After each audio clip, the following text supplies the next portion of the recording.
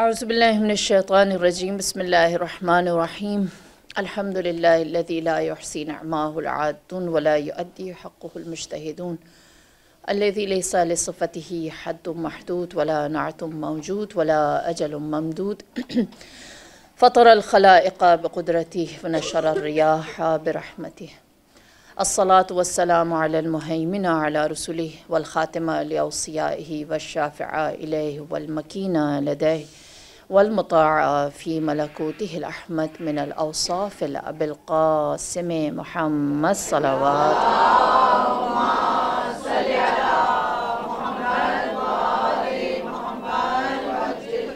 وعلى أهل بيته الطيبين الطاهرين المعصومين المظلومين سيما بقية الله في أرض روحي وأرواح العالمين لتراب مقدمه فداه أما بعد فقد قال الله تبارك وتعالى في القرآن المجيد بسم الله الرحمن الرحيم إنما ذلكم الشيطان يخوف أولياءهم فلا يخافون وخافون إن كنتم مؤمنين صلوات الله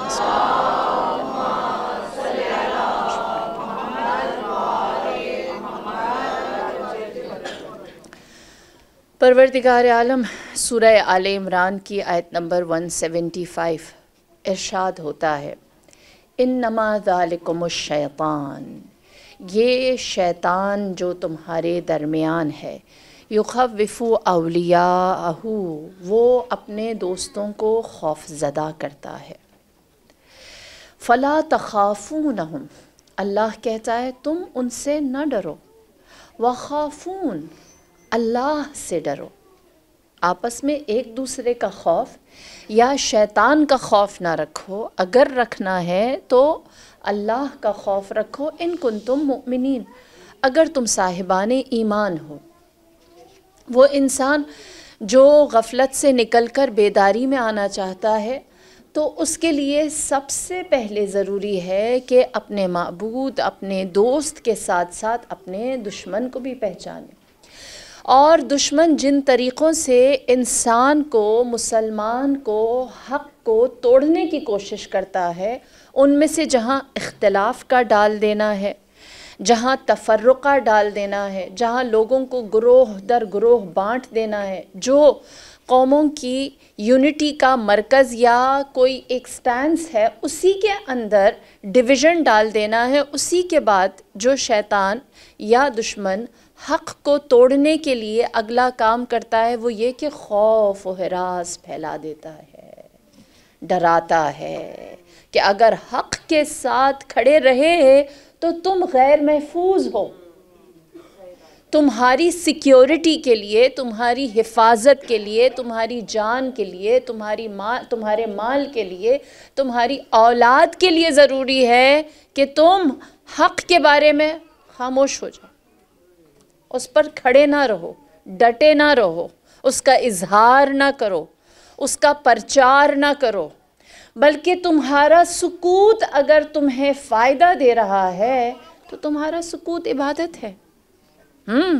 خدا اسی لیے کہتا ہے انما ذالکم الشیطان یخوف اولیاءہ، شیطان کے دوست ہیں جو خوف زدہ رہتے ہیں، جو حق کے بارے میں اپنی سیکیورٹی کو چوز کرتے ہیں، جو جب صحیح یا غلط کا فیصلہ کرنا ہوتا ہے تو نہ وہ صحیح کو دیکھتے ہیں نہ وہ غلط کو دیکھتے ہیں، وہ یہ دیکھتے ہیں کہ ہم کہاں محفوظ ہیں، ہم کہاں پیس میں ہیں، ہمارے لیے سیکیورٹی کہاں پر ہے۔ اور اللہ اس کے جواب میں کیا کہتا ہے؟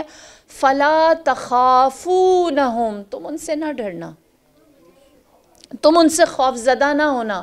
اور اگر دل میں خوف آتا ہی ہے، انسان ایسا تو نہیں ہے کہ اس کے اندر خوف نہ آتا ہو، ڈر نہ آتا ہو، وہ اپنے اندر کسی بھی طرح کا فیئر رکھتا ہی نہ ہو، انسانی نیچر ہے، اس کے اندر اللہ نے یہ کچھ چیزیں رکھی ہیں۔ فرماتا ہے کہ وَخَافُونَ، اگر تم نے ڈرنا ہی ہے تو اللہ سے ڈرو، ان کنتم مؤمنین، اگر تم صاحبان ایمان ہو۔ تو دیکھیے پروردگار عالم نے انسان کی فطرت کے اندر ڈرنا بری بات نہیں ہے، خوف کا ایلیمنٹ ہمارے اندر ہونا، اگر انسان یہ کہے کہ میرے اندر فیئر ایک ہے لیکن اس کو میں کیسے پہچانوں کہ وہ صحیح کہاں پر ہے اور غلط کہاں پر ہے نا؟ کیونکہ ہم بہت ساری جگہوں پر آپ کہیں گے کیا ہم ڈریں بھی نہ؟ ماں باپ سے ڈرتے ہیں، کبھی استاد سے ڈرتے ہیں، کبھی ہم لوگ اپنے کسی دوسرے بڑے سے ڈرتے ہیں، کبھی ہم لوگ گورنمنٹ کی طرف سے جو ہمارے اوپر گورن کر رہے ہوتے ہیں ان کے اوپر سے آنے والی پالیسیز کے سامنے ڈرتے ہیں، کبھی ہم لوگ کسی اور چیز کے بارے میں۔ تو میرے مولا فرماتے ہیں کہ خوف، ڈرنے کی 5 اقسام ہیں۔ ایک تو ہے الخوف للعاصین، گناہگار ڈرتا ہے اس سے جس کی اس نے نافرمانی کی ہو، ہے نا؟ جب آپ نے جھوٹ بولا ہوتا ہے تو جس سے جھوٹ بولا ہوتا ہے، کبھی وہ بیٹی ہوتی ہے، کبھی وہ شوہر ہوتا ہے، کبھی وہ امی ہوتی ہے، کبھی وہ فرینڈ ہوتی ہے، تو جتنی دیر وہ جھوٹ گزر نہیں جاتا اتنی دیر ڈر تو لگتا ہے نا؟ آپس کی بات ہے، ہم سبھی ایسا کر رہے ہوتے ہیں۔ الخوف للعاصین، جو گناہگار ہے وہ ہمیشہ خوف زدہ رہتا ہے۔ فرمایا اگر کوئی گناہ کرے، نافرمانی کرے اور اس کے اندر ڈر ہی نہ ہو تو ایسا انسان ایمان کی طرف جا ہی نہیں سکتا جو دھڑلے سے گناہ کرتا ہو۔ ایسا گناہ، ایسا خوف اچھا ہوتا ہے۔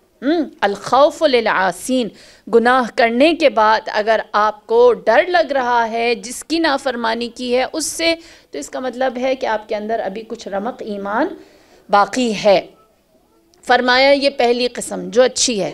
دوسری الخشیۃ للعالمین، عالم کا ڈرنا اس بات سے کہ جو اس نے وظیفہ انجام دیا ہے وہ صحیح دیا ہے یا نہیں۔ عالم کیا ہوتا ہے؟ عالم یہ ہوتا ہے کہ وہ بات کو جانے اور دوسروں تک پہنچائے۔ اس میں عالم سے مراد صرف میں جیسے لوگ عالم نہیں ہیں جنہوں نے دین جانا ہو۔ مثال کے طور پر ڈاکٹر بھی عالم ہے، وہ اس بات سے خوف رکھتا ہو کہ میں نے جو چیز ڈائیگنوز کی ہے یہ صحیح ہے یا نہیں، ہے نا؟ انجینئر یا آرکیٹیکٹ اس بات سے خوف رکھتا ہو کہ میں نے اگر کوئی گھر ڈیزائن کیا ہے یا بلڈ کیا ہے ایسا تو نہیں کیا کہ 5 سال بعد گر جائے گا۔ تو یہ والا جو ڈر ہے عالم کا کہ میں نے اپنے علم کو صحیح ایکوریٹلی امپلیمنٹ کیا ہے یا نہیں، فرمایا یہ بھی اچھا ہے، یہ بھی بہترین ہے۔ تیسرا فرمایا وجل المخبتین، وہ خوف جو انکساری اور عاجزی اور ہمبل لوگوں کے اندر اس لیے آتا ہے کہ وہ چاہتے ہیں کہ وہ ہر چیز کو پورے سرنڈر ہو کر کریں، اور وہ شور نہیں ہوتے کہ جو ہم نے کیا ہے اس کے اندر اتنا تواضع تھا۔ جیسے مثال کے طور پر یہ خوف کن لوگوں کے اندر آتا ہے؟ سب سے پیاری مثال جناب زینب کبریٰ، کربلا کی قربانی دی اور پھر کہا خدایا قبول کرنا۔ امیر المؤمنین دعائے کمیل، وہ ایک مخبت کی، اللہ کے ہاں خوف زدہ انسان کی دعا ہے، الہی ظلمت نفسی وتجرأت بجہلی، نا پروردگار میں نے اپنے اوپر ظلم کیا اور میں نے اپنی جہالت کی وجہ سے غلط جرأتیں کی۔ ہاں یہ مخبت کی ہے، وہ خدا کے وجل، خدا کے خوف کی وجہ سے معافی مانگتا ہے۔ چوتھی چیز الرہبۃ للعابدین، یہ عابد عبادت گزار ہے جو اپنی عبادت کی کمیوں کی وجہ سے خدا کا خوف رکھتا ہے، جو نہیں جانتا کہ اس نے جو عبادت کی ہے وہ اس کے شایان شان ہے یا نہیں۔ اور پانچویں چیز فرمایا الہیبۃ للعارفین، جو عارف ہیں، جو پہچان رکھنے والے ہیں، جن کی آنکھوں کے آگے سے اللہ نے پردے ہٹا دیے ہیں، جن کو اللہ نے کشف دیا ہے، جو اپنی آنکھوں سے وہ دیکھ سکتے ہیں جو عام خلائق نہیں دیکھ سکتے، اور جب سب کچھ ان کی آنکھوں کے سامنے سے سارے مادی پردے، ہوائے نفس کے پردے عارفین کی آنکھوں سے ہٹ جاتے ہیں اور وہ اللہ کی عظمت کو دیکھتے ہیں تو وہ خوف زدہ ہو جاتے ہیں۔ اللہم صلی علی محمد وعلی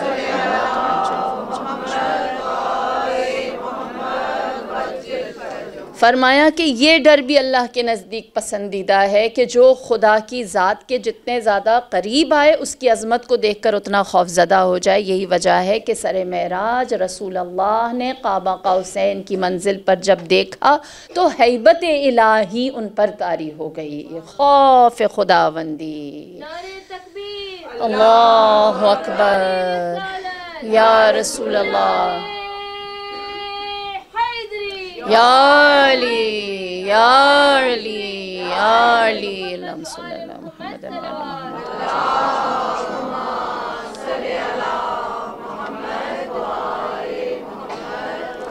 اب یہ جو پانچوں خوف ہیں یہ اگر انسان کے اندر گناہگار ہیں ڈرتے ہو اچھی بات ہے، اگر عالم ہیں اپنی فیلڈ میں کام صحیح پروفیشنلی کیا نہیں کیا یہ خوف اچھا ہے، اگر اللہ کے حضور کوئی نیکی یا کسی بندے کے ساتھ کیا اور لگا کہ شاید اس کے اندر سنسیریٹی نہیں ہے، مجھے ابھی بھی کسی کو احسان نہیں جتانا، ہمبل رہنا ہے، اچھی بات ہے، عبادت کرنے کے بعد خوف میں اضافہ ہوا اچھی بات ہے، اور انشاءاللہ کہ اللہ نے پردے ہٹائے، اللہ کی عظمت کو دیکھ کر خوف آیا تو اچھی بات ہے۔ البتہ وہ خوف وہ ڈر جو مخلوق سے انسان کو آئے وہ محبوب نہیں ہے، جو مخلوق سے ہو، جس میں یہ سارے ایلیمنٹ نہ ہوں۔ اسی لیے امام محمد باقر علیہ السلام اللہم صلی علی محمد وعجل فرجہم اجمعین، آپ فرماتے ہیں لا یکون المؤمن جبانا ولا حریصا ولا شحیحا، مومن کچھ بھی ہو سکتا ہے لیکن ڈرپوک نہیں ہو سکتا، لالچی نہیں ہو سکتا اور کنجوس نہیں ہو سکتا۔ یہ تین صفات مومن کے اندر نہیں آ سکتی۔ پھر امیر المؤمنین نے فرمایا الجبن والحرص والبخل غرائز السوء یجمعها سوء الظن باللہ، فرماتے ہیں ڈرپوک ہونا، کنجوس ہونا، لالچی ہونا، یہ ایسے غرائز یا ایسی صفات ہیں جو اللہ سے بدگمانی کی وجہ سے پیدا ہوتی ہیں۔ اللہ اکبر۔ ڈرپوک کون ہے؟ جو سمجھتا ہے اللہ نہیں ہے۔ بخیل کون ہے؟ جو سمجھتا ہے کل اللہ نہیں دے گا۔ لالچی کون ہے؟ جو کہتا ہے کہ سب کچھ میں خود حاصل کر لوں، اللہ کی عدالت نہیں ہے، وہ انصاف نہیں کرے گا، مجھے میرا حصہ نہیں دے گا۔ جو اللہ سے بدگمان ہوتا ہے وہ حقیقتاً خوف میں مبتلا ہو جاتا ہے، وہ اللہ کے اوپر توکل نہیں کر پاتا، وہ اپنا نتیجہ اللہ کے حوالے نہیں کر پاتا۔ اور پھر فرمایا کہ جس کے دل میں بندوں کا ڈر ہے اس کے دل کا حاکم شیطان، جس کے دل میں بندوں کا ڈر ہے، طاقت کا ڈر ہے، فرمایا اس کے دل میں اللہ نہیں ہے، اس کے دل کا حاکم شیطان ہے، وہ کبھی سر بلند نہیں ہو سکتا، وہ کبھی کامیاب نہیں ہو سکتا، اس کے پاس عزت نہیں آ سکتی۔ ایک چھوٹی سی مثال ہے، کہتے ہیں کہ ایک دفعہ ایک شہد کی مکھی اور ایک سانپ، دونوں میں بات ہوئی، شہد کی مکھی کے اندر بھی زہر ہوتا ہے، سانپ کے اندر بھی زہر ہوتا ہے، اور دونوں ڈنگ مارتے ہیں، اور جب ڈنگ مارتے ہیں تو انسان کی طبیعت صاف ہو جاتی ہے نا۔ کہتے ہیں کہ جو شہد کی مکھی تھی اس میں اور سانپ میں یہ بحث ہوئی کہ کس کا ڈنگ زیادہ زہریلا ہے اور کون زیادہ اچھا قاتل ہے۔ تو سانپ نے کہا کہ دیکھو میرے زہر میں کچھ نہیں ہے، اتنا ہی زہر ہے جتنا تمہارے پاس ہے، لیکن میری شکل ایسی ہے نا کہ مجھے دیکھ کر انسان ڈر جاتا ہے۔ مکھی نے کہا ایسا نہیں ہے، میرا زہر جو ہے وہ ایسا ہے کہ میں چھوٹی سی ہوں لیکن میں بھی بندہ مار دیتی ہوں۔ دونوں میں بحث ہوئی، کہا چلو ایک ایکسپیریمنٹ کرتے ہیں۔ لہٰذا ایک کسان جو ایک درخت کے نیچے سو رہا تھا اس کے اوپر ان دونوں نے مل کر ایک تجربہ کیا۔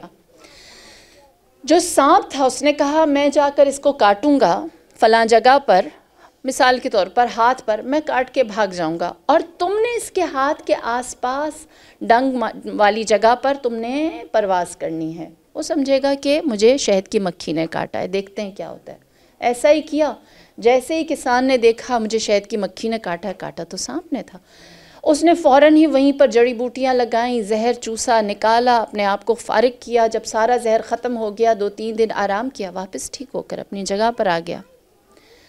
لہٰذا سانپ نے کہا دیکھو میں جو کہتا تھا وہ پورا ہوا۔ شہد کی مکھی نے کہا اب اس کو ریورس کرتے ہیں۔ لہٰذا کیا یہ گیا کہ اسی جگہ پر شہد کی مکھی نے کاٹا اور وہ اڑ گئی، اور سانپ سامنے آ کر بیٹھ گیا۔ جیسے ہی اس نے دیکھا کسان نے کہ مجھے سانپ نے کاٹ دیا، کاٹا شہد کی مکھی نے تھا، جیسے ہی اس نے دیکھا مجھے سانپ نے کاٹ دیا، کالا سانپ میرے سامنے بیٹھا ہوا ہے، اس نے کہا اب تو میں گیا، اب سانپ کا ڈنک میں اپنے جسم سے کیسے نکالوں؟ لہٰذا اس نے وہیں داد و فریاد شروع کر دی، اور وہ اتنا زیادہ اس کو لے کر خوف زدہ ہوا کہ اس کو بخار طاری ہوا، نہ اس نے علاج کیا، نہ اپنے بدن سے زہر نکالا، اور اسی طرح وہ اس دنیا سے چلا گیا۔ یہ دونوں دوبارہ ملے، انہوں نے کہا کہ اس کسان کی زندگی کس نے لی؟ میرے زہر نے یا تمہارے زہر نے؟ کہا نہ میرے زہر نے نہ تمہارے زہر نے، اس کے اندر کے خوف نے۔ ہاں، تو یہ جو خوف ہے یہ ایک شہد کی مکھی کے ڈنک کو آپ کی جان لینے کا محرک بنا سکتا ہے، اور اگر خوف نہ ہو تو سانپ کا زہر بھی آپ کے اندر سے زندگی لا سکتا ہے۔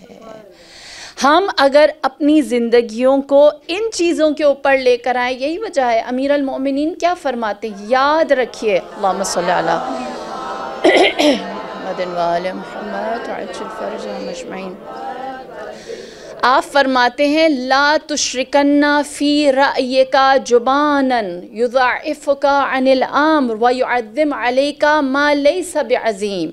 فرمایا کبھی بھی یاد رکھیں، کبھی بھی اپنے مشورے میں کسی ڈرپوک کو شریک نہ کرو، جو خوف زدہ رہتا ہے اس کو کبھی بھی اپنے مشورے میں شریک نہ کرو۔ کیوں؟ فرمایا وہ تمہارے کام کو کمزور کر دے گا، اس کے اندر ضعف لے آئے گا، اور تمہیں اس چیز سے ڈرائے گا جو ہے ہی نہیں، جو وجود ہی نہیں رکھتی۔ وہ خدشات اور وہ اندیشے اور وہ سارے خوف جو اس کے اپنے اندر طاری ہیں، وہ اس کو تمہارے امر کے اندر لے آئے گا۔ لہٰذا اس سے ہرگز مشورہ نہ کرنا، کیونکہ وہ تمہارے وجود کو کمزور اور ناتوان کرے گا۔ آپ جانتے ہیں کہ اسلام کو بھی جن لوگوں نے خطرہ پہنچایا ہے وہ ہیں جو میدان میں ٹک نہ سکے، خوف کے مارے بھاگ گئے، چاہے وہ خیبر ہو، چاہے وہ فدق کا قلعہ فتح کرنا ہو، چاہے وہ احد کا میدان ہو، اور رسول خدا نے انہیں کبھی اپنی نمائندگی دی ہی نہیں۔ کوفے والے کیوں امام حسین کا ساتھ نہ دے سکے؟ انہیں یہ ڈر تھا کہ اگر ہم یہاں سے امام حسین کے ساتھی بن کر چل پڑے تو کبھی بھی ہمارے لیے وہ زندگی نہ رہے گی جو پہلے تھی، ہمارے بچے لے جائے جائیں گے، ہمارا مال لے جایا جائے گا، ہمارا کاروبار بٹھا دیا جائے گا، اور پھر اس کے بعد جو کچھ ہمارے بچوں کے نصیب میں آئے گا وہ سوائے غلامی کے اور قید و بند کے کچھ بھی نہیں ہوگا۔ خوف تھا، خوف جس نے کوفے والوں کے دلوں کو جو امام حسین کے ساتھ تھے اور ان کی تلواروں کو یزید کا ساتھی بنا دیا۔ عبید اللہ ابن زیاد نے جب وہ کوفے میں آیا ہے، اس نے ایک ہی اعلان کیا، بہت بڑا لشکر آ رہا ہے، لوگوں کے دلوں میں خوف کو بٹھایا۔ لہٰذا اس خوف سے نکلنے کے لیے ہمارے پاس کیا راستہ ہے؟ میرے مولا فرماتے لا تخف الا ذنبک ولا ترجا الا ربک، کسی چیز سے نہ ڈرو، ڈرنا ہے تو اپنے گناہ سے ڈرو، اور کسی بندے مخلوق اتھارٹی سے امید نہ رکھو، اگر امید رکھنی ہے تو اللہ سے رکھو۔ میری جان قربان آپ کے اس فرمان پر، آپ فرماتے لا تخافوا ظلم ربکم ولکن خافوا ظلم انفسکم، اللہ کے ظلم سے نہ ڈرو، اپنے ظلم سے ڈرو۔ وہ گناہ جو تم نے کیے ہیں اس کی عاقبت تمہیں کیسے گھیر لیتی ہے، اس خوف سے اپنے فیصلوں کو سمیٹو۔ لیکن خدا کے خوف سے، دیکھیے ہم اللہ سے ڈرتے ہیں، اس لیے ڈرتے ہیں کہ اللہ ہمارے اوپر عذاب کرے گا۔ ہم اللہ کی کس چیز سے ڈرتے ہیں؟ اگر ہم خوف خدا کو سمجھنے کے لیے چھوٹی سی بریکٹ میں تیزی سے گزرنا چاہیں، ہم اللہ سے کیوں ڈرتے ہیں؟ کیوں ڈرتے ہیں؟ اللہ سے ڈر ہے کس چیز کا؟ کہ اللہ کیا کرے گا؟ عذاب؟ ہاں، ناراض ہو جائے گا۔ تو کیا ناراضگی کا اظہار کیسے ہوگا؟ اللہ کو تو ناراض ہم صبح شام کرتے ہیں، میرا نہیں خیال کہ ہمارے لیے اللہ کی ناراضگی کچھ میٹر کرتی ہوگی۔ اللہ سے ہم نے بہت اپنائیت رکھی ہوئی ہے، صبح شام چلتا رہتا ہے، اور ہم کہتے ہیں بس جیسی ایسا پوائنٹ آتا ہے نا جہاں ہمیں بھی یقین ہوتا ہے کہ اب ہم نے جو کر دیا ہے اس کے آگے تو شدید تھپیڑے بنتے ہیں، تو اللہ کو یاد رہے تو معاف کرنے والا ہے نا. تو ہمارا ریلیشن اللہ کے ساتھ ایسا ہی ہے. ہاں تو ہم اللہ کے، سچ بولتے ہیں نا، اللہ کے ناراض ہونے سے نہیں ڈرتے، سچ. ہاں اللہ کے ناراض ہونے سے نہیں ڈرتے، ہم اللہ کی عدالت سے ڈرتے ہیں کہ اگر اللہ نے عدالت کر دی، جو سچ ہے وہ اپنے فضل اور احسان کے بغیر دو چار کر دیا تو پھر تو زکیہ گئی. ہاں کیونکہ ہماری نمازیں اتنی ٹوٹی پھوٹی ہیں، ہماری دعائیں ہی اللہ کی طرف تو ہے نہیں، سیلف سینٹرڈ ہے سب کچھ. وہ خدا کہتا ہے قربتاً اللہ، ہم کہتے ہیں قربتاً النفس. ہم اپنی قربت کے لیے سب کچھ کر رہے ہوتے ہیں، ہم اپنے لیے سب کچھ شروع بھی خود سے کرتے ہیں اور ختم بھی خود ہی پر کرتے ہیں، چاہے وہ ہماری اولاد ہو یا ہماری کوئی اور چیز کیوں نہ ہو. تو ہم جس چیز سے خوفزدہ ہوتے ہیں نا، وہ اللہ کی عدالت ہے. یا من لا یخاف الا عدل ولا یرجا الا فضل. دعائے جوشن کبیر میں ہم کیا پڑھتے ہیں؟ پروردگار تجھ سے کوئی خوف نہیں سوائے تیری عدالت کے، اور تجھ سے کوئی امید نہیں سوائے تیرے فضل کے. ہاں تو ہم اللہ کی عدالت سے خوفزدہ ہوتے ہیں. اللہ کو تو سب پتہ ہے، وہ جانتا ہے. اسی لیے میرے مولا سید الشہداء کیا فرماتے ہیں؟ فرماتے ہیں من عبد اللہ عبد اللہ لہو کل شیء. جو اللہ کی بندگی کرے اللہ ہر چیز کو اس کا بندہ بنا دیتا ہے. سبحان اللہ. ہاں تم اللہ کی بندگی کرو، اللہ ہر چیز کو تمہارا پیرو بنا دے گا. حدیث قدسی ہے، خدا انسان سے کیا کہتا ہے؟ فَمَن طَلَبَنِي وَجَدَنِي. جس نے مجھے طلب کیا اس نے مجھے پا لیا. وَمَن وَجَدَنِي عَرَفَنِي. اور جس نے مجھے پا لیا اس نے مجھے پہچان لیا. وَمَن عَرَفَنِي أَحَبَّنِي. اور جس کو میری پہچان ہو گئی اس کو مجھ سے محبت ہو گئی. اللہ اکبر، اللہ اکبر.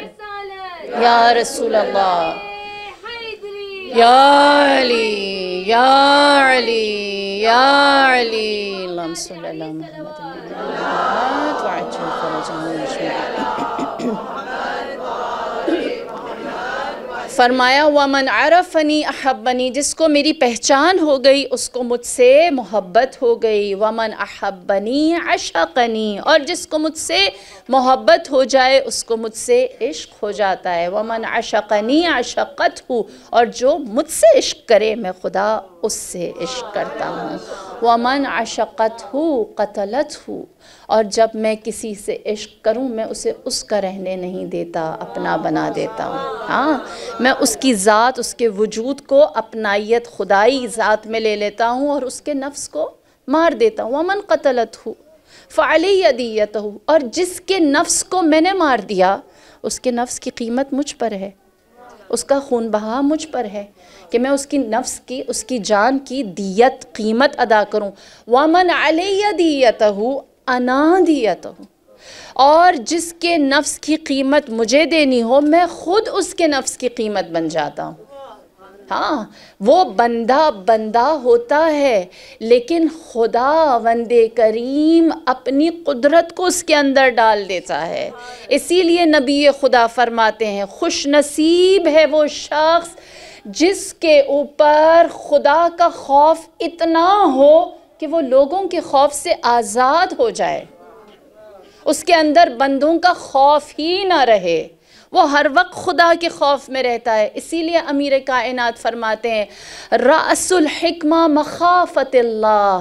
حکمت کا سرچشمہ خوف خدا ہے. علوم خوف خدا سے آتے ہیں. جماعت الخیر الخشیت اللہ. سارے خیر اللہ کے خوف میں یکجا ہوئے ہیں. نبی خدا نے فرمایا اللہ کے نزدیک سب سے اونچا مرتبہ اس کا ہے جس کے دل میں سب سے زیادہ خوف خدا ہے. اور میری جان قربان امیر المؤمنین کے اس فرمان پر آپ فرماتے ہیں الخوف جلباب العارفین. خوف خداوندی معرفت رکھنے والوں کا اوڑھنا بچھونا ہے۔ وہ جس چیز کو اوڑھنا بچھونا یعنی جس چیز کو بھی ایک سکیل ہوتا ہے نا، ناپنا ہوتا ہے صحیح ہے یا غلط، وہ خوف خدا میں رکھتے ہیں۔ اسی لیے فرمایا الخشیۃ من عذاب اللہ شیمۃ المتقین، صاحبان تقوی کی سب سے بڑی علامت یہ ہے کہ وہ اللہ کے عذاب کو ہمیشہ یاد رکھتے ہیں اور پھر اپنے اعمال اسی حساب سے کرتے ہیں۔ دیکھیے، جب ہم اللہ کے حضور اپنے آپ کو ایک خائف یا اللہ کی عدالت سے ڈرا ہوا بنا کر لاتے ہیں تو یہ عدالت نہیں ہوگی کہ ہم صرف اور صرف خوف دل میں رکھیں۔ خدا کے ساتھ میرا اور آپ کا تعلق صرف عدالت کا نہیں ہے، امید کا بھی ہے، خوف بھی ہے اور رجا، امید بھی ہے۔ اور اس کی امید کیسی ہے، اس خدا کی رحمت کیسی ہے، وہ ہمارے لیے کس طرح کا دروازہ کھولتا ہے۔ میرے مولا فرماتے ہیں اذا کان یوم القیامہ نشر اللہ تعالی رحمتہ حتی یطمع ابلیس۔ اللہ اکبر۔ فرماتے ہیں کہ جب قیامت کا دن ہوگا اللہ اپنی رحمت کو ایسا منتشر پھیلا دے گا کہ ابلیس بھی حرص لالچ کرے گا کہ شاید میں بھی معاف کر دیا جاؤں۔ اللہ کی رحمت اتنی زیادہ ہوگی۔ هو الذی ينزل الغیث من بعد قنط، وہ ہے جو بنجر زمین پر ژالہ باری کرتا ہے، تیز بارش برساتا ہے۔ یا من سبقت رحمتہ غضبا، اے وہ جس نے اپنے غصے کے اوپر اپنی رحمت کو گستردہ کیا ہوا ہے، غلبہ اس کی رحمت کا ہے۔ یا من کتبہ ہوا من کتبہ علی نفسہ الرحمہ، جس نے اپنی ذات کے اوپر رحمت کو لازم قرار دیا ہوا ہے۔ لہٰذا خوف کا تعلق عدالت کے ساتھ، اپنے اعمال اور گناہوں کے ساتھ ہے۔ خدا کی ذات اپنی رحمت کو ہر ایک کے لیے فراوان رکھتا ہے، بے بہا رکھتا ہے۔ لہٰذا جب ہم پلٹ کر اس دنیا میں آتے ہیں تو ہم دیکھتے ہیں اللہ سے تو ہمارا خوف کا بھی تعلق ہے کہ عدالت سے ڈرتے ہیں اس کی، اور امید کا بھی تعلق ہے کہ اس نے اپنی ذات کے اوپر رحمت کو لازم قرار دیا ہے۔ لہٰذا یہ جو ڈر ہے، یہ جو فیئر ہے، یہ میرے اور آپ کے درمیان کا کھیل ہے۔ ہاں، یہ آپ مجھے دلاتے ہیں اور میں آپ کو دلاتا۔ یعنی کیا؟ یعنی یہ کہ امور دنیا میں سے ہے۔ خدا کی ذات انسان کو کبھی اتنا ڈراتی نہیں کہ وہ کچھ کرنے لائق نہ رہے۔ ہاں، وہ کبھی ایسے انسان کے اوپر خوف طاری ہی نہیں کرتا، ورنہ کوئی بھی حاکم جابر نہ ہوتا، کوئی بھی سلطان ظالم نہ ہوتا۔ اگر خدا قدرت دکھاتا اس دنیا میں اور لوگوں کو خوفزدہ کرتا، اللہ کے عذاب کو کبھی بھی دنیا میں کسی نے چکھا ہی نہیں، چکھا ہی نہیں۔ وہ اس دنیا میں رحمان ہے، آخرت میں مومنین کے لیے رحیم ہے۔ لہٰذا ہم جو اس معاملے میں اس دنیا میں خوف دیکھتے ہیں وہ آپس میں ایک دوسرے کے ساتھ ہے، اور اس خوف کی بنیاد پر ہم کیا کرتے ہیں؟ ہم اپنے فیصلوں کو بدلنا شروع کر دیتے ہیں۔ جبکہ نہج البلاغہ میں امیر کائنات خوف سے نکلنے کا راستہ کیا بتاتے ہیں؟ آپ فرماتے ہیں اگر تم پر خوف طاری ہو جائے تو جس کام نے تمہیں خوف زدہ کیا ہے اس میں کود پڑو۔ جس کام نے، جس امر نے تمہیں خوف زدہ کیا ہے اس پر کود پڑو۔ فرماتے ہیں کہ اگر تم اپنے خوف کا سامنا کرو گے تو دو حالتیں ہیں۔ ایک تو یہ کہ اپنے خوف پر اوورکم کر لو گے، قابو پا لو گے۔ دوسرا یہ کہ تم جس کام کو کرنا چاہتے تھے وہ ہو جائے گا۔ آپ یقیناً جس کام کو کرنے کے لیے آئے ہیں وہ کام کر لیں گے کیونکہ آپ نے اپنے خوف کو کنٹرول کر لیا۔ یہ دونوں چیزیں فرمایا یہ ون ون سچویشن ہے، اس میں انسان کبھی بھی ناکام نہیں ہوتا کہ کہے کہ میں نے کیونکہ خوف کا سامنا کیا اس لیے اب جو کچھ بھی ہو رہا ہے اس کے مقابل میں کیسے اس کو سنبھال سکوں۔ یہی وجہ ہے کہ جو بھی برے حالات میں جہاں اس کے سامنے خوف ڈالا گیا ہے اس کے سامنے کھڑا رہا ہے، اللہ نے ان کو سر بلند کیا ہے۔ جو خوف کو دیکھ کر یا مشکل کو دیکھ کر پیچھے ہٹ گئے وہ بے نام و نشان رہے. اور جو چیز جتنی زیادہ طاقتور ہوتی ہے، یاد رکھیں، جو چیز جتنی زیادہ طاقتور ہوتی ہے اس کے خلاف اتنا ہی خوف اور ڈر پھیلایا جاتا ہے. ہاں، جو چیز بے ضرر ہے، ایک لات مارو ختم ہو جانی، اس کے خلاف کسی نے آپ کو کیوں ڈرانا ہے؟ وہ ہے ہی بے ضرر سی چیز. لیکن جس چیز کے اندر کچھ ہے، مثال کے طور پر اسلاموفوبیا، کیوں یہ چیز ہے؟ کسی اور دین کا فوبیا کیوں نہیں ہے؟ کسی اور دین کے بارے میں کیوں نہیں کہا جاتا کہ یہ نقصان دہ ہے، اس کے اندر یہ چیزیں پائی جاتی ہیں کہ اگر تم اس کے اندر گئے تو تمہارے لیے خیر نہیں ہے؟ ہاں، یا میں اس بات کو ہماری زبان میں ذرا زیادہ آسان کر کے سمجھاؤں، فوراً سمجھ آ جائے گی. آج اسلاموفوبیا ہے، آج سے چند سال پہلے علی فوبیا تھا. ہاں، لوگ اس لیے ان لوگوں کو ڈرایا جاتا تھا کہ اگر علی کے نزدیک گئے تو تمہارا کچھ نہیں بچے گا. کیوں ڈرایا گیا؟ ایک سوال، جناب میثم تمار آپ کو کیوں شہید کیا گیا؟ آپ کی زبان کیوں کاٹی گئی؟ آپ کے دونوں ہاتھ کیوں کاٹے گئے؟ اور اگر انہوں نے کچھ کیا تھا، کچھ ایسا امر تھا، سزا دی تھی، تو سزا دے کر ان کو جو ان کا انجام تھا وہاں پہنچاتے. پورے شہر کو کیوں دکھایا گیا تھا؟ کیا خوف پھیلانا چاہتے تھے؟ کیا خوف پھیلانا چاہتے تھے کہ جو علی کا ساتھ دیتا ہے اس کا یہ انجام ہوتا ہے. جس کے اندر کچھ ہوتا ہے نا، اس کے خلاف خوف پھیلایا جائے. جناب حجر بن عدی آپ کو کیوں شہید کیا گیا؟ آپ کو کیوں زد و کوب کیا گیا؟ معاویہ ابن ابی سفیان نے جناب حجر کو بلایا اور ان سے کہا کہ اتنے اچھے خطیب ہو، ہمارے بارے میں کچھ کہو، کیا خوبصورت کلام لکھتے ہو، ہمارے لیے کوئی قصیدہ لکھو. آپ نے فرمایا واللہ یہ زبان سوائے علی کے اور کسی کا ذکر نہیں کرے گی. اور پھر تاریخ نے کیا لکھا؟ تاریخ طبری سب لکھتے ہیں جناب حجر صرف یاد دہانی کے لیے بتاتی چلوں، جب ISIS نے عراق پر اٹیک کیا تھا اچانک، تو ایک صحابی کی قبر کو نبش کیا تھا. ان کی تصویریں بڑی وائرل ہوئی تھیں، ان کی زری کو کھول دیا تھا وہ والے جناب حجر. اور آپ لوگوں نے دیکھا ہوگا کہ ان کا چہرہ سالم تھا اور وہ ضعیف العمر تھے، ہاں کافی ایجڈ تھے. یہ ان کی میں بات کر رہی ہوں. تو ان سے کہا گیا کہ اتنے اچھے خطیب ہو، ہمارے لیے کچھ کو علی کے لیے کیوں کہتے ہو؟ کہا میری زبان کا مالک علی ہے، میرے الفاظ کا مالک علی ہے، کیونکہ مجھے انہوں نے جو کچھ تعلیم دیا ہے انہوں نے تعلیم دیا ہے. لہٰذا اس وقت تاریخ نے لکھا کہ معاویہ ابن ابی سفیان نے کہا کہ اس کے ساتھ وہ کرو کہ پورا شہر دیکھے، خوف پھیلاؤ. جو فوبیا تھا اس زمانے کا وہ علی کی ذات سے، جیسے آج اسلام کے لیے ہے. روایت کہتی ہے کہ جناب حجر بن عدی کو اتنا زد و کوپ مارا پیٹا گیا کہ وہ لہو لہان ہو گئے، اور پھر انہیں زنجیروں میں جکڑ کر جب معاویہ کے سامنے لایا گیا اور کہا اب کیا کہتے ہو؟ اور وہ دیکھیں جو شجاع دلیر ہوتا ہے تاریخ اس سے یاد رکھتی ہے، آنے والوں کے لیے وہ مثال بنتا ہے، اور اس کا وہ فعل صدقہ جاریہ ہوتا ہے، وہ ہمیشہ زندہ رہتا ہے. ایسا نہیں کہ جناب حجر بن عدی دربار سے واپس آ گئے، وہ عمل ختم، وہ عمل زندہ ہے. وہ آج بھی ان کے نامہ اعمال میں ملٹی پلائی ہو رہا ہے. جب تک میں اور آپ ان سے جذبہ یا اسپرٹ حاصل کرتے رہیں گے، ان کا وہ عمل وہاں پر بطور صدقہ جاریہ موجود رہے گا.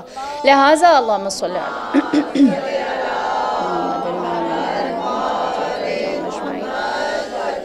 لہٰذا جناب حجر بن عدی کو جب آخری وارننگ دی گئی تو انہوں نے فرمایا میرا فیصلہ حتمی ہے.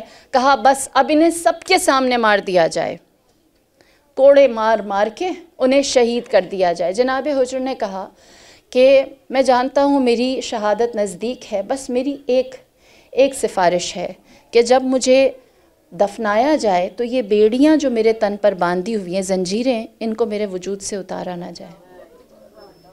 پوچھا کیوں؟ تو سنیے، دیکھیے دلیر کیا مقام رکھتا ہے جو فیئرلیسلی اپنے مقصد کو دیکھتا ہے. جناب حجر نے شہادت سے پہلے کہا کہ میں 21 رمضان کو علی کی زیارت کے لیے گیا، اور میں نے مولا کی جب زیارت کی تو میں نے مولا سے کہا مجھے نصیحت کیجئے۔ آپ نے مجھ سے سوال کیا ہے حجر، جب تم کو ہماری محبت میں مارا جائے گا تو تم کیا کرو گے؟ تو کہتے ہیں میں نے کہا تھا مولا میں استقامت کے ساتھ کھڑا رہوں گا۔ فرمایا بس تمہارے لیے یہی نصیحت ہے کہ استقامت کے ساتھ کھڑا رہنا۔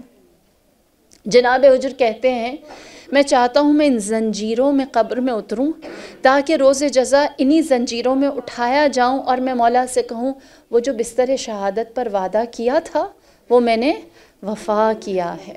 ہاں یہ بے خوف ہونا ہے۔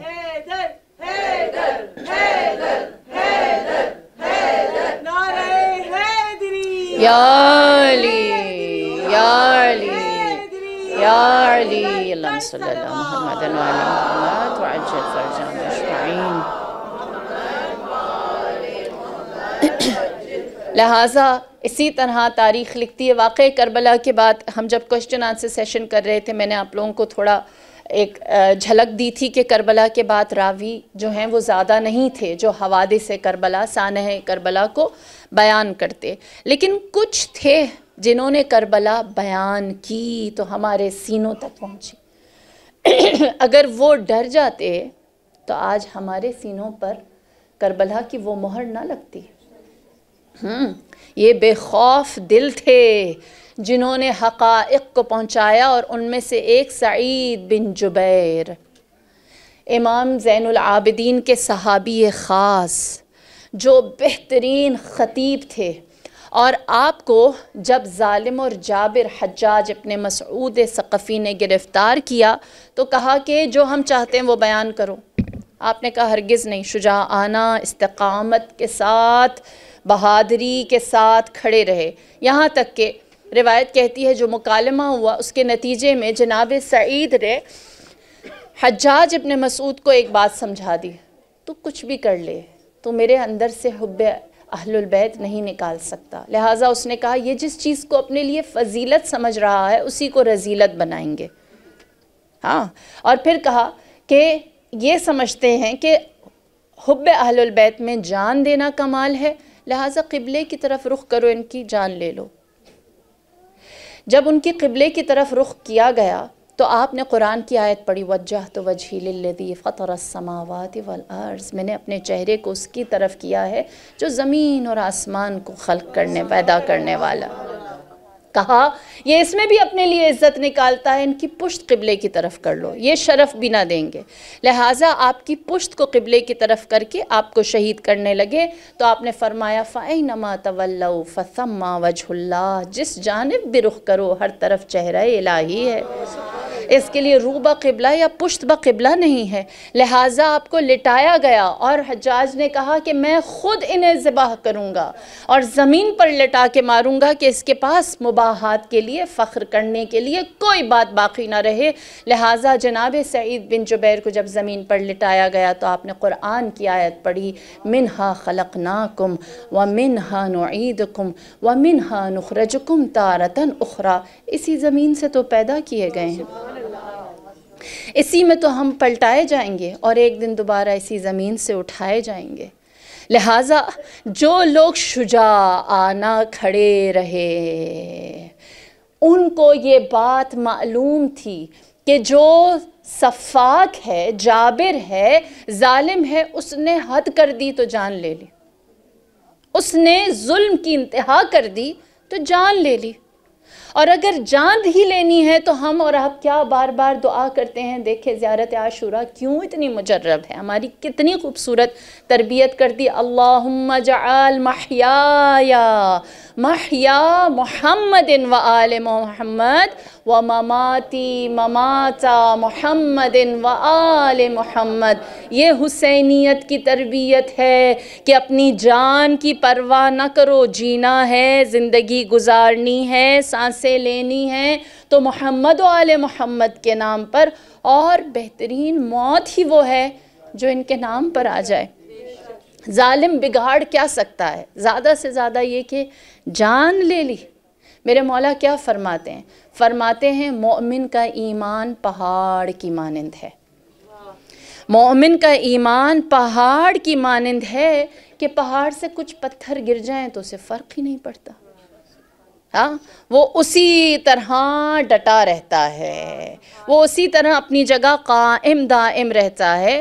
یہی وجہ ہے کہ شجاعت کو سب سے بہترین صفت قرار دیا گیا ہے.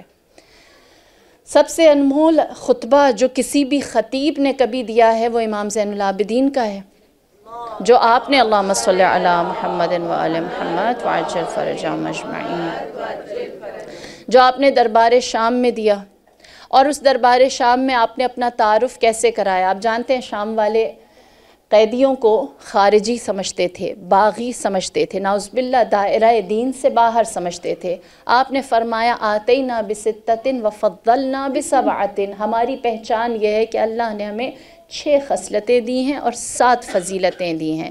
آپ نے اپنی خصلتیں، خاص خصلتیں، سپریم کوالٹیز جب گنوائیں تو آپ نے فرمایا آتینا العلم والحلم والسماع والشجاع والفصاحہ والمحبہ فی قلوب المؤمنین. ہماری خاص کوالٹیز میں سے ایک کوالٹی یہ ہے کہ اللہ نے ہمیں علم دیا ہے، اللہ نے ہمیں ہمبل بردبار بنایا ہے، اللہ نے ہمیں فصاحت دی ہے، اللہ نے ہمیں غیرت مند بنایا ہے، اللہ نے ایمان والوں کے دلوں میں ہماری محبت کو ڈالا ہے، اور پھر فرمایا خدا نے ہمیں شجاعت دی ہے. ہم شجاعانہ یہاں کھڑے ہیں. اور یہی وجہ ہے، میں ساتھ ساتھ چھوٹی سی ایک بات کرتی چلوں. میرے نبی فرماتے ہیں کہ اشجع الناس من غلب ہوا، سب سے زیادہ شجاع وہ ہے جو اپنی خواہشات کے اوپر کنٹرول کر سکے. شجاعت کی ڈیفینیشن صرف یزید کا مقابلہ نہیں ہے، اندر جو یزید ہے نا، جو ہم سب کے اندر موجود ہے نفس کی صورت میں، وہ والا یزید بھی. لہٰذا فرمایا کہ جو مومن ہے اس کی سب سے بڑی صفات میں سے ایک صفت یہ ہے کہ وہ شجاعت رکھتا ہے، وہ دلیر ہوتا ہے.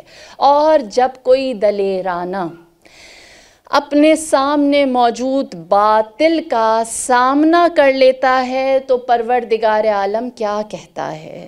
کیا خوبصورت آیت ہے سورہ انبیاء کی 9ویں آیت.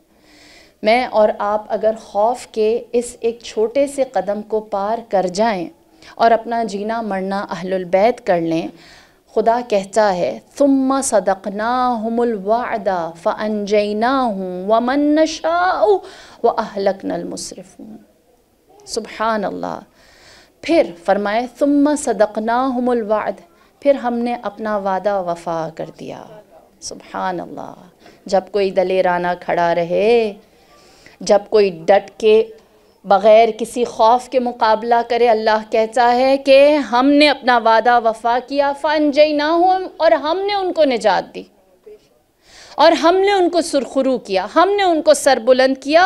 وَأَهْلَكْنَا الْمُسْرِفِينَ، اور جو گناہ کرنے والے تھے، اسراف کرنے والے تھے، ان کو ہم نے ہلاک کر دیا. مومن کی نجات ہمارے ذمے، اور جو شخص گناہ کرنے والا ہے اس کی ہلاکت کا بھی کریڈٹ ہمارے پاس. نہ تم نجات پا سکو گے، نہ تم ہلاکت میں جا سکو گے. محور و مرکز خدا کی ذات ہے. اور پھر وہ سورہ یونس میں ارشاد فرماتا ہے کذالک حقا علینا ننجی المؤمنین. ایمان والوں کا اللہ پر حق یہ ہے کہ ہم انہیں نجات دلائیں. آپ کا کام ہے ڈٹے رہنا، اللہ کا کام ہے آپ کو نجات دینا.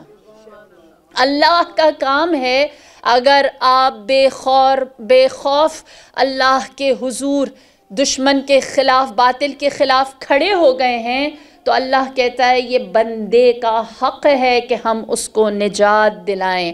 اللہ نے ابراہیم کو نمرود کے سامنے رسوا نہیں کیا، کامیاب کیا. اللہ نے موسیٰ کی آنکھوں کو دکھایا کہ کس طرح فرعون غرق ہوا. اللہ نے یوسف کے سامنے ان کے بھائیوں کو معذرت خواہانہ پیش کیا. اللہ نے یعقوب کو نابینا اس دنیا سے نہیں بھیجا، ان کو بینائی عطا کی. اللہ نے ایوب کی بیماری میں بھی شفا کو رکھا ہے.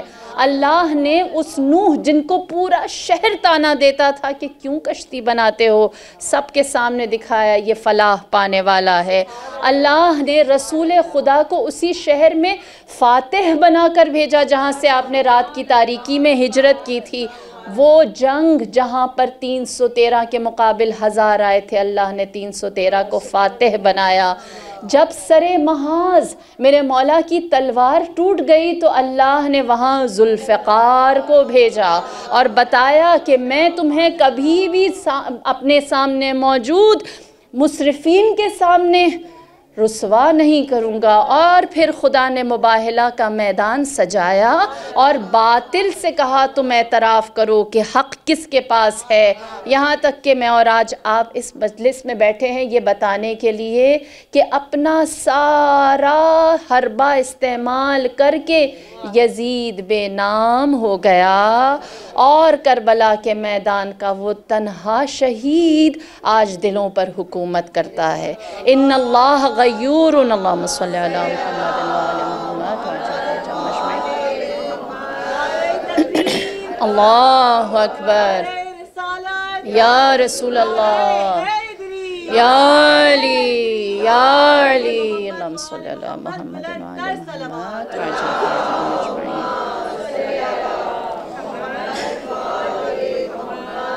ان اللہ غیور، اللہ غیرت مند ہے۔ ہاں، اللہ غیرت مند ہے۔ وہ جب دیکھتا ہے کوئی اس کے لیے کھڑا ہے تو وہ اس کو نجات دیتا ہے۔ یہ آپ کا حق ہے، یہ آپ کا حق ہے، آپ کا فرض بنتا ہے کہ آپ اللہ کے لیے کھڑے رہیں۔ پھر خدا کہتا ہے حق علینا ننجی المؤمنین، یہ مومن کا حق ہے کہ ہم اس کو نجات دیں۔ اسی لیے ہم جب خدا کو پکارتے ہیں تو کہتے ہیں واللہ خیر الحامدین، اللہ بہترین تعریف کرنے والا ہے۔ واللہ خیر الشاکرین، میں اور آپ کیا اللہ کا شکر ادا کریں گے جو اللہ اپنی مخلوق کا شکریہ ادا کرتا ہے اس کے نام کو زندہ رکھ کر۔ لہٰذا جو بے خوف رہا وہ اللہ کی عدالت کے سوا ہر چیز کے اندر غلبہ پاتا ہے، کامیاب ہوتا ہے۔ میری جان قربان، کربلا کے ان کم سن مجاہدوں پر جن کا سن چھوٹا ہے اور ان کے اندر اللہ نے، ان کی ماؤں نے ایسی تربیت کی ہے کہ وہ خود شہداء کے خیمے کے دروازے پر بیٹھ کر بار بار غور سے سنتے ہیں کہ کیا شہداء کے ناموں میں میرا نام موجود ہے یا نہیں۔ شب عاشور میرے مولا جب تمام شہداء کو شہادت کی بشارت دے چکے اور خیمے سے باہر آئے تو آپ نے دیکھا دروازہ خیمہ پر 13 سالہ یتیم فرزند حسن بیٹھا ہے۔ آپ نے پوچھا ہے قاسم آپ یہاں کیوں؟ جواب آیا اے چچا جان، آپ نے سب کو خبر بشارت دی شہادت کی، کیا میری شہادت ہے؟ کیا میرا نام شہداء کی فہرست میں ہے؟ روایت کہتی ہے آپ نے سوال کیا ہے فرزند تمہارے نزدیک شہادت کیا ہے؟ آپ نے فرمایا شہد سے زیادہ شیرین۔ آپ نے فرمایا اے قاسم آپ بھی شہید ہوں گے اور آپ کا کمسن بھائی عبداللہ ابن الحسن وہ بھی شہید ہوں گے۔ روایت کہتی ہے جناب قاسم خوشحال اپنے خیمے کی طرف چلے گئے۔ دیکھیے آج 7 محرم ہے، غم ہے فرزند امام حسن کا۔ بس آپ کی یاد دہانی کے لیے، میں جانتی ہوں سب مائیں بیٹھی ہیں، ماؤں کے دل ویسے بھی نرم ہوتے ہیں۔ ہم کربلا میں جب بھی روتے ہیں تو کسی مجاہد کو روتے ہیں، لیکن آج ہم یتیم کو روئیں گے۔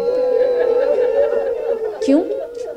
کیونکہ امام حسین علیہ السلام نے بھی سب سے زیادہ گریہ یتیم امام حسن علیہ السلام پر کیا ہے، سب سے زیادہ گریہ۔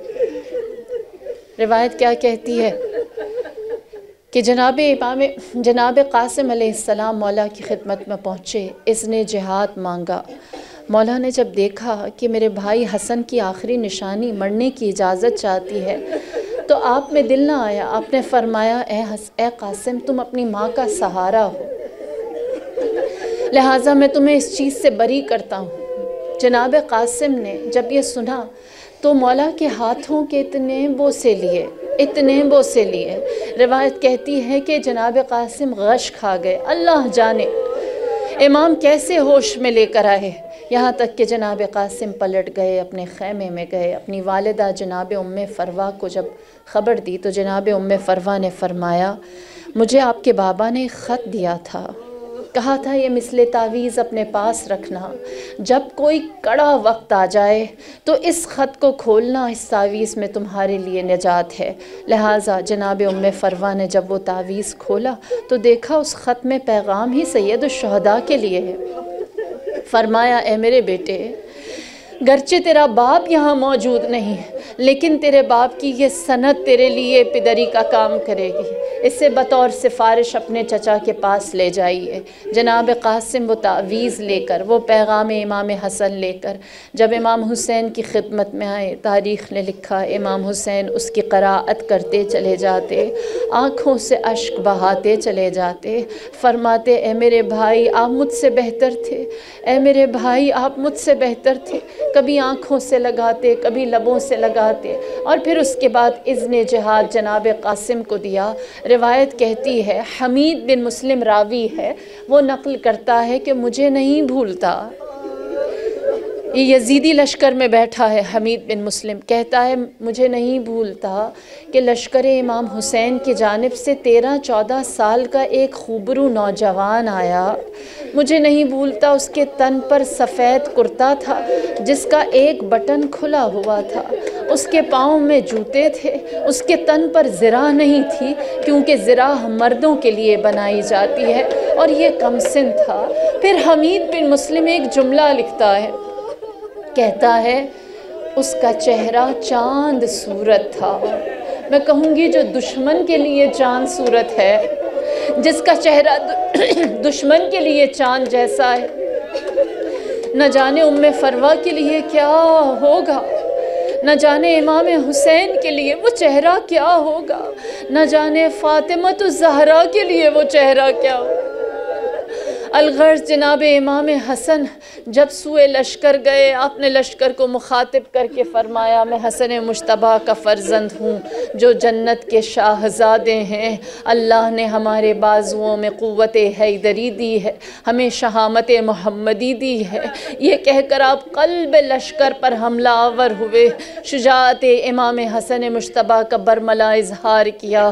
ایک لمحہ ایسا آیا جہاں پر راوی کہتا ہے کہ حسین بلندی پر آ کر کھڑے ہو گئے اور حسین نے اپنی نظریں جناب قاسم کی جنگ کے اوپر رکھی ہوئی تھیں، جیسے جیسے قاسم حرکت کرتے تھے ویسے ویسے امام حسین علیہ السلام کا سر بھی حرکت کرتا تھا۔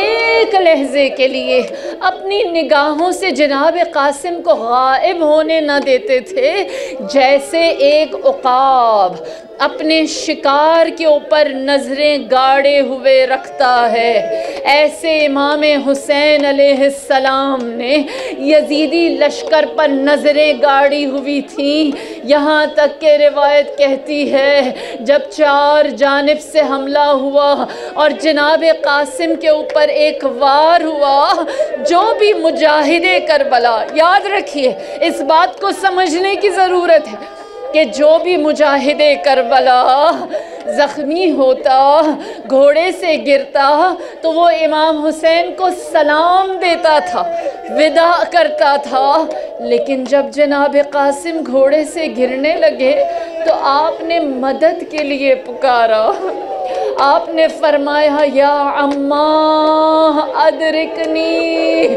اے چچا جان میری مدد کو آئیے، اے چچا جان میری مدد کو آئیے، اے چچا جان میری مدد کو آئیے، دعا دوں گی اللہ نہ کرے آپ کی اولاد آپ کو مدد کے لیے پکارے اور آپ بے بس ہو جائے،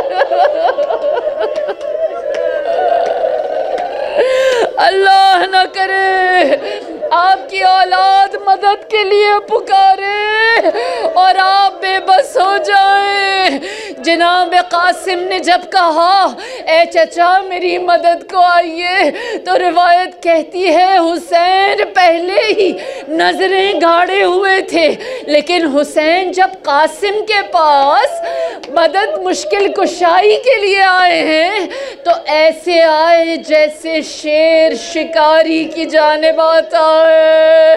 गैज़े हुसैनी को देख कर लश्करे यजीदी में कोहराम बपा हुआ, घोड़े तेजी से दौड़ना शुरू हुए, कासिम जमीन पर आकर गिरे। जब दाएं जानिब के घोड़े बाएं जानिब दौड़े, बदन अतहरे जनाब कासिम सुमे अस्पा के नीचे आया, धूल उठी।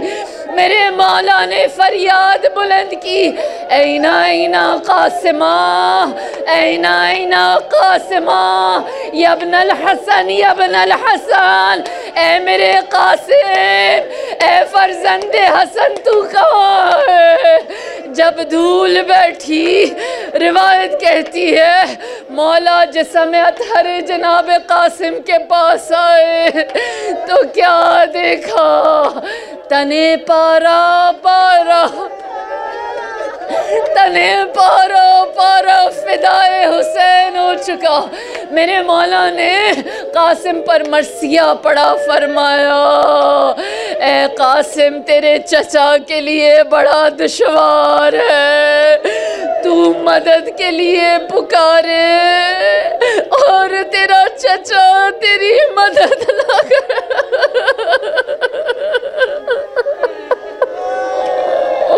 तेरा चचा तेरी मदद ना कर सके। अल्लाह अल्लाह, रिवायत का एक जुमला नकल करूं, आप तसव्वुर कीजिए कि हाल क्या होगा। मेरे मौला ने जब जसद जनाब कासिम को उठाया तो सीना हुसैन के सीने से था, लेकिन कदम जमीन पर खत खींच कदम जमीन पर खत खींच रहे थे। लाशे कासिम गंजे शहीदा में रखा। हुसैन ने एक जानिब लाशे अली अकबर, दूसरी जानिब लाशे कासिम, दरमियान में हुसैन बैठ गए। रावी कहता है हुसैन ने अपना एक हाथ अकबर के सीने पर रखा, दूसरा हाथ कासिम के सीने पर रखा, आसमान की जानिब रुख करके कहा इलाही आज हुसैन गरीब होगा, महमूद आज हुसैन गरीब। अला लानतुल्लाहि अलल कौम